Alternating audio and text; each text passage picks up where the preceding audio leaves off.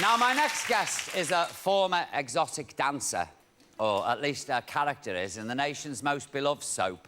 She's trod the cobbles of Coronation Street since 1964, and she gave her last interview nearly 20 years ago. So, of course, I'm delighted that she's here with me tonight. Will you please welcome Miss Barbara Knox, MBE? Let me hear you.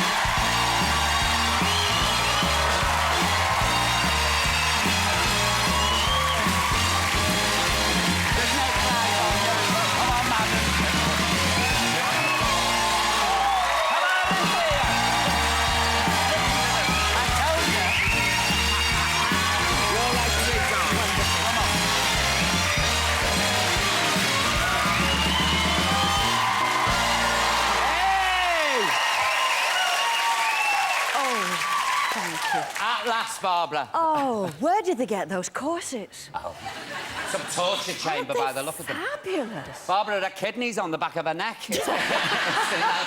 Barbara, I've waited years for this. Oh, so have I. Really? Yes. Years. Years. I have years, and I'm... Congratulate... Can I show them your MBE? Oh, yes. Look at this. Isn't this marvellous? Look at that. Oh. The MBE. Congratulations. Tell me, what did the Queen say to you? Do you know, I don't know. Actually, I do. I mean, it was so nerve-wracking, you know. Oh, look at me there. I know, there you are. Yeah. What have I got on? Your Mac, is it? It looks like you were rushed in. She was wonderful, as we all know. She's absolutely marvellous. And you try and think of something, don't you? Yeah. Something that is interesting. And, of course, you can't top anything. So I sort of... She said, you know, a lot of people from Coronation Street here today? And I said, no, just Eileen. She's just gone up there, because Eileen Derbyshire, who plays Emily, had gone before me. And I thought, I don't know whether she knows what I'm talking about. And she said, I see, and you're very busy. I said, well, I can't believe I said this. I said, if you've got a minute on the 9th of December, the street is 50. Try and watch it. How can you say that to Her Majesty? If you've got a minute. I couldn't believe I sort of staggered back and thought she's never going to give me the medal. The hat is fabulous. Oh, Where you did love this it? come from? Yeah. Ah, well, can I tell you this story? I had the most marvellous mother. She supported me all my life. She did without so that I could have. A wonderful woman.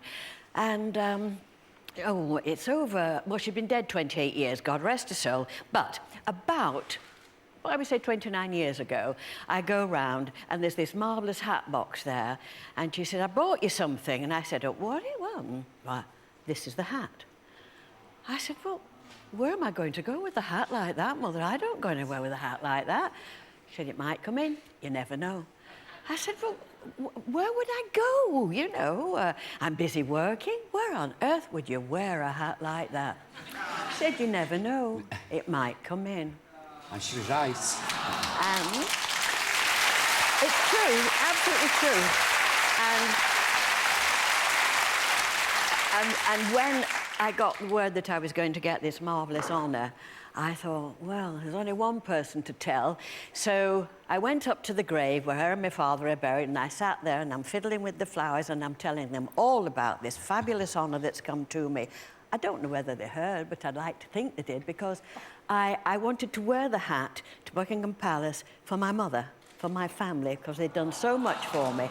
And everyone likes the hat. And she was there with you as well, because you had the hat on, you know? Absolutely. Barbara, it's been... I can't believe this, because it's been 45 years since Rita first appeared in the street. I'm only 39. No, I don't know how you've done it. But, really? Is it really? I can remember when Ken came round to the house because he was teaching a child. Yes. And Rita's then, she's putting her earrings on. And he said to her, well, what do you do for a living? She said, I'm a nightclub singer. But you had to get permission, didn't you, from Ken Dodd to make your first appearance? Oh, yes. I was doing a series on television with Ken Dodd, and we'd done many weeks, as you do, and it was next to the last week when I got the call from Granada, would I go starting next week? So I go into the studio in the morning and I said to his lady friend, what am I going to do? I've had this marvellous offer.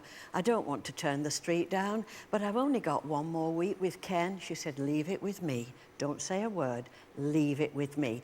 Well, we worked all day. We rehearsed all the sketches, all of that. And it got to the evening. Like tonight, we used to do it with an audience. And the last sketch was where Ken Dodd is in a forest under a tree and I play a nurse and I go mincing by. I don't know what the rest of the sketch was. We got through it, whatever. He never spoke to me all day. And I had to kneel down and sort of say the last words to him, whatever it was. And I did. And he just looked up and said, don't let me down in Coronation Street. And he gave you the night off? Wonderful. Just as well, because otherwise you wouldn't have been in the street, would you? No. So that was very generous. Yeah, it was. Very generous, because that meant he had to get another girl for the last week of the show. So I'm very grateful. Now, your debut, when you were with Dennis Tanner... Do you remember Dennis Tanner?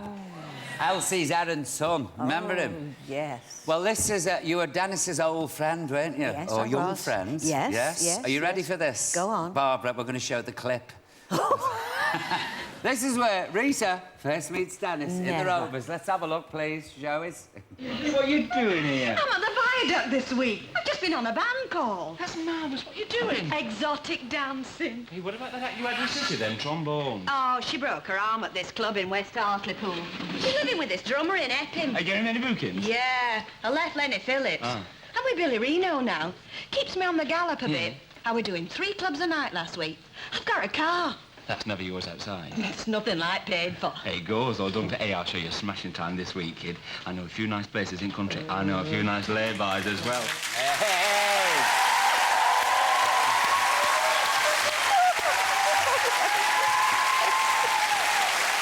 Oh, dear. See, I loved Rita from day one because she was racy. Oh, wasn't she? Yes, a little saucy. She was a little saucy. And she was thin. Nightclub singing the Capricorn Club. Do you remember Yes? the Capricorn I do. Club? Yeah. Oh, my God, yes, I do. Wow. Was it? I believe it was very formal in the early days of Coronation Street. Yes, yes, because there was only about 20, probably 25, if that, in the cast. We only did 2 episodes a week, so we had the leisurely way of going in Monday afternoon, read through, go home. Tuesday, rehearse. Wednesday, we do a thing like tech run to make sure everything's all right. Thursday, we go into a studio like this. They're testing the lights, the sound and everything, what have you. And then Friday morning, we did episode 1. On Friday afternoon, we did episode 2. It was all so lovely. We didn't do any outside filming or anything. And then they went to 3, and then they went to 4. And sometimes we do 6 and 7 and 8 episodes a week. We have about 70 in the cast now, and you really can't believe how many episodes that you do, and we're way ahead because we've got this marvellous birthday on the 9th of December. So the stuff that we are doing, I promise you, don't miss it. When you say it was more formal, we'd got...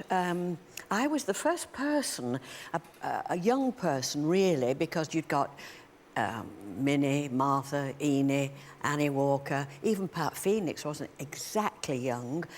So I was sort of one of the first of the young ones to go in, and it was very formal. And the green room, you know, you didn't sit on that chair, and you didn't sit on that chair, and you dressed smart every day, and you knew your lines, and you knew your place. Bob's your uncle. There you go. Now it's very different. It's full of serial killers now. I mean, poor Gail, poor Helen Worth, when she gets a script, it must say canal at the top. I'm not going into it. She's been in that canal more times than a supermarket shopping trolley, hasn't she? I mean, what is it, every man that the women get in Coronation? They all turn up. I mean, Alan Bradley. Oh, my Lord. How many men has Rita had? And they've all died. I know. You know, they all died. Len died, and then Alan Bradley died, and then there was another man who had something wrong with his head called Ted, and he died. And I used to think they'll think I'm Dr. Shipman. The Black Widow.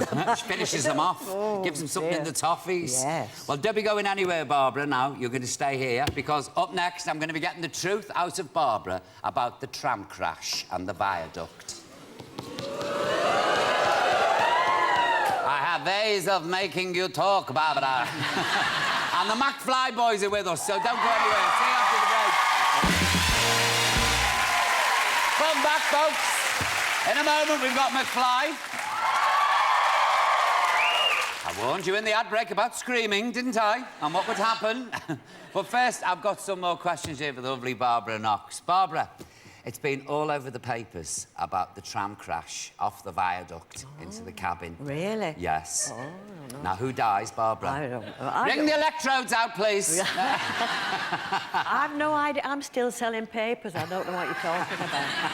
No Because idea. I remember when the train came off the viaduct and Ina Sharples was trapped underneath. Right. Do you remember that? Yes, And yes. David Barlow, Ken Barlow's brother, who nobody mentions, rescued her. He went to Australia, married Irma Ogden. He died in Australia. Oh, I should go out more, shouldn't I? But, Barbara, I'm an addict. I absolutely love it. I'm glad to hear that. Yeah, but That's have you wonderful. does Norris survive? Oh, no. Do you know something? You have great double acts. I mean, you and Mavis was the most wonderful. You and Thelma wasn't Barlow. it? 25 fabulous. years we worked together. Well, it was- Isn't it wonderful? There she is. There she is. Oh, that was great. But it was just, the pair of you were just wonderful together. Yeah. Because you were chalk and cheese. Yes, lovely. And yet Mavis was getting all the men, wasn't she? She had two men fighting over her Always at one the time. quiet ones, Isn't it? isn't You've it? got to watch. Always the quiet one. Does Yeah. Rita ever take over? Because you've played her for 45 years. Do you ever... I can use her. Oh, really? Yes, I can use her because you might think, ladies and gentlemen, that I'm very noisy and chatty. I'm actually very nervous and Paul is marvellous to me. I hope I'm not talking too much. In real life, I'm very quiet. I love to be home. I do my tapestry. I love my garden. I love my dog. I live a very different life and I love to be quiet. But like at Buckingham Palace, when you're so frightened, I can go and say something silly like, if you've got a minute, will you what? And I find people accept that. If I'm ever stuck or whatever, are really nervous, and I just say something like Rita would say, and it's been very useful. And I get paid for it. But you've managed to stay such a private person all this time. I mean, you're the easy. Greta Garbo of Weatherfield, aren't you? I want to be alone. Well, that's not easy because, A, we are all so famous. I don't mean that in a showing-off way, but we are in your living rooms Exactly. every week, all the time, and it's all over the world, and it's very difficult to find somewhere, for me, to be quiet on holiday. And people say, why don't you go here, why don't you go there? If you go to Spain or France or Italy or whatever, there's always English people there, even if the, say, Italians don't recognise you, because there's people on holiday and they say, what are you doing here? And all of that. And it's hard to be private, but I do like to be private. And this is why I don't do interviews, except for this gentleman. You're a sweetheart. But you see, for me, I'll be honest with you, you feel like family because you've been there all the way, you know? Yes. And it's the same with Bill Roach and characters being in it, because That's you're in my right. living room. That's right. Now nearly every night of the week. That's right. And you that's sort of... So and if you I saw feel as if you know us, don't Exactly. you? So if I saw you in the street, I go, I went up to Maureen Lipman once, years ago, and I said to her, how's things on the home help? I thought she was a home help, who I knew years ago. And she looked at me, Maureen, like I was insane. Yeah. And I said, what are you doing at the moment? She said, I'm doing Rejoice. And I thought she was looking after an old lady called Rejoice. She's still wary of me, Big Mo. But people do. Everybody thinks they know you. And I was saying, a few months ago, I was walking along the main street in Manchester in my lunch hour, like everybody does, just going shopping. And I could see this man walking towards me, and I thought, I'm going to be stopped. I know I am, and I'm in a hurry. And he stood in front and said, hello, how are you? And I said, I'm fine, thank you, I'm very fine. How are you? Oh, he said, I haven't seen you for ages. I said, no, I know, I'm very busy. I know. He said, you know, I've just been in Kendal Mill. Barbara Knox is in there. I just stood there and I said, well, I'll go and have a look, excuse me. Just get the autograph book out. It's just that we are so familiar to you. You know, that happens a lot, that people, well, all the time, people come up to you and say hello, or what time is it? Oh, I'm sorry, I didn't know, I thought I knew you, and all that. And it just goes with the territory for every one of us. Now, Barbara, this album that you made on the street where I live, there's a petition. Did you know about this, to get it onto DVD? And over, I think it's over 20,000 have signed it now. Seriously. No. So, folks, yes. So this will be out in the shops on DVD. Never. Yes. Oh, yes. When did I make that? Oh, it doesn't say. I'll have a look.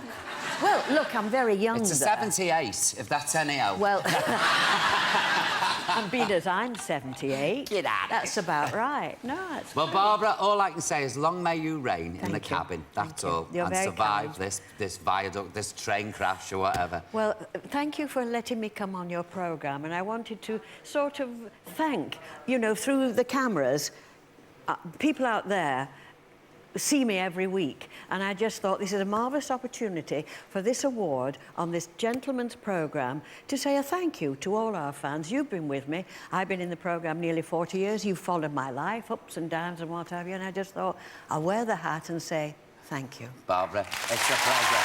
Ladies and gentlemen, come on. Miss Barbara Knox, MBE, let's hear you. And you're welcome anytime in our house. Anytime. Are you ready, folks, for the final guest?